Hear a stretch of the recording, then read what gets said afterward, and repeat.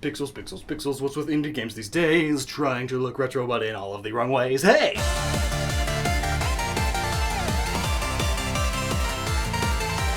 Hey, it's Loxton! Welcome to my universe. And a little bit ago, a fellow viewer asked me to check out his new website. And yes, this is a sponsorship, I have to say that. But it all has to do with the inspiration to this video. He asked me to check out his website, Neon Mob, a sort of trading card game, marketplace, and community for creating and collecting digital art trading cards. The platform turns artists into game creators and players into art collectors. The number of content creators is rapidly growing, and the user base, which now includes my wife and I, are highly engaged. My wife is actually a little bit addicted to it. It's adorable. It is a fascinating little corner of the internet, and it's a new kind of social marketplace. At least I haven't seen anything like it before. And there are links in the description to check it out. I highly recommend it. And while I was browsing around the art pieces, I stumbled upon a good number of art pieces based on gaming. Specifically retro gaming even. And I felt a fond, nostalgic feeling. It was nice, but I also felt conflicted. I guess that's a word for it. Conflicted. It got me thinking about the many art styles that some games go for. Not every game has to be nitty-gritty realistic. In fact, that'd be incredibly boring. Some of the most beautiful games are also some of the least realistic. So now I have a number of videos in the works about the various art styles that games choose to have. But today I specifically want to talk about one particular kind of art style that has become a little too common in recent indie games. I am, of course, talking about pixel art. Games designed to look like they belonged on a console older than I am. And while many of these pixel art games can look incredible, a lot of them still kinda suck. And now, of course, when talking about artistic preferences, they are just that, preferences. This video is entirely 100% opinion. So nothing I am about to say is fact. Except for the fact that this is my opinion. You can have your own opinion completely different from my own. In fact, why don't you tell me your opinion in the comments after this video? Because I'm really interested to see what you have to say. Now let me start by perhaps giving out my most controversial opinion today, and that is that Undertale is a completely ugly game. Oh, come on, look at this. Look at this! And don't get me wrong, my opinion on Undertale is that it is still a fantastic game. I greatly enjoyed nearly every aspect of it. And Undertale doesn't exactly need fancy art. I mean, look at how much I loved it. The game was still good without looking it. And the battles actually did look good. They were stylized in a way. I'm just talking about the overworld detail, though. Like, the trees look nice, I guess? That's about all I can say, though. I mean, of course there's the argument that Undertale is trying to look retro. That's the same argument that tons of indie games are going for these days. But no, even NES games looked phenomenally better. I mean, look at any old Mega Man game. Look at Blaster Master, Darkwing Duck. Heck, look at Trip World.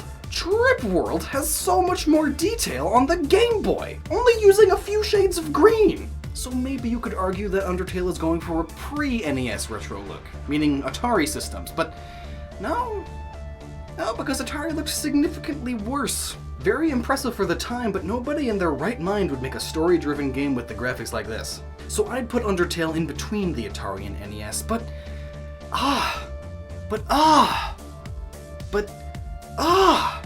it could have been so much more! Just how much more amazing would this adventure be if instead of bland pixel art, it used cartoon art, kinda like Castle Crashers. Or cartoony matte design art, kinda like Guacamelee. Like seriously, I love these, but if you have to go with pixel art, why not choose something like Chrono Trigger to base your art style off of? Chrono Trigger looks amazing. Or why not Metal Slug? Metal Slug has some of the nicest looking sprites I've ever seen. Old fighting games also fit into this. This is what retro looks like. Graphics and visual art style aren't everything, I know.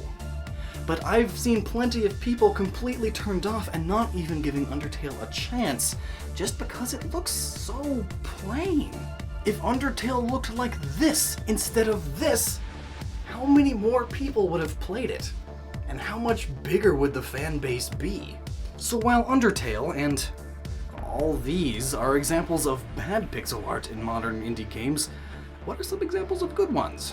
Well, immediately I point to games like Scott Pilgrim. This beat-em-up harkens back to classic beat-em-up games with its visual style, yet takes a modern approach to it, and thus looks significantly better than the old retro games it was basing its feels on. But it still feels retro and arcadey, and that's awesome! Enter the Gungeon looks fantastic too with its pixel art, all that detail, and it fits into the gameplay perfectly. And for a more artsy example, look at Super Brothers Sword and Sorcery. It takes pixel art, extremely simple pixel art, and yet fills the world with such detail and beauty in every corner, which adds to the overall atmosphere. Shovel Knight is an interesting case, as while it doesn't look as great as these, it stays true to what it was going for. Shovel Knight went for that retro NES look and actually captured it. Shovel Knight's basically if the NES had a slightly better processor and just a few extra colors. Shovel Knight is the perfect example of a modern game trying to feel retro, and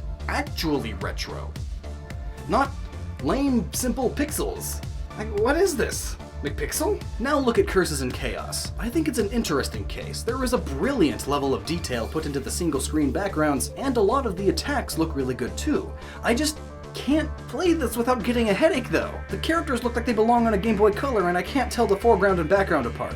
The pixels are just too big. Maybe if this was on a Game Boy it'd be fine, but put on a big TV or a monitor and blown up like this?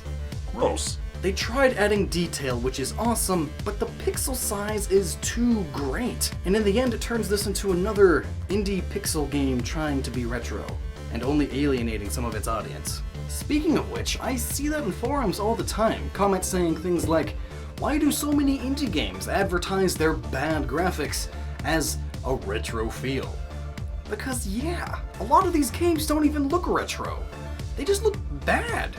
And it hurts the reputation of indie games as a whole when so many of these bad-looking games come out. Though at the same time, that's not to say all super simple games look bad. There's plenty of them that do look good, and the art style fits perfectly with the gameplay. I don't know, maybe this is a completely useless thought, maybe this is a completely useless video, but these are my thoughts nonetheless.